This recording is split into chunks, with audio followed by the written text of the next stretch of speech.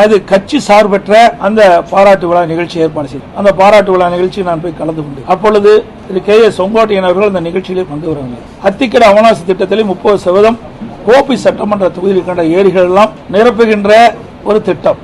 அப்படி இருக்கின்ற பொழுது வேண்டுமென்றே திட்டமிட்டு ஒரு கருத்தை சொன்னார், தவறான கருத்து. மாண்புமிகு அம்மா அவருடைய உருவப்படம், பொன்மனச்செம்மல் புரட்சித் தலைவர் எம்ஜிஆருடைய திருவுருவப்படம் இடம்பெறாத காரணத்தில் நான் அந்த நிகழ்ச்சியிலே பங்கு பெறவில்லை என்ற ஒரு தவறான கருத்தை சொன்னார். அங்க இருக்கின்ற விவசாய பெருங்குடி மக்கள், பல்வேறு கட்சி சேர்ந்தவர்கள் எல்லாம் இது கட்சி நிகழ்ச்சி இல்லை, கட்சிக்கு அப்பாற்பட்டு நாங்கள் பல கட்சி சேர்ந்தவர்களும் இந்த போராட்டத்தில் ஈடுபட்டோம். அந்த ஈடுபட்டதின் காரணமாக என் பெயரை சொல்லி அவர் முதலமைச்சர் இருந்த காலகட்டத்தில் இந்த திட்டத்தை கொண்டு வந்து நிறைவேற்றியிருக்கிறார். அதற்கு நாங்கள் பாராட்டு விழா நடத்தியிருக்கிறோம், நீங்கள் வந்து கலந்து கொள்ளுகின்றோம். அவர்களும் மீண்டும் கோரிக்கை வைத்தார்கள், அதையெல்லாம் நிராகரித்தார். என்ன அவருடைய கருத்து?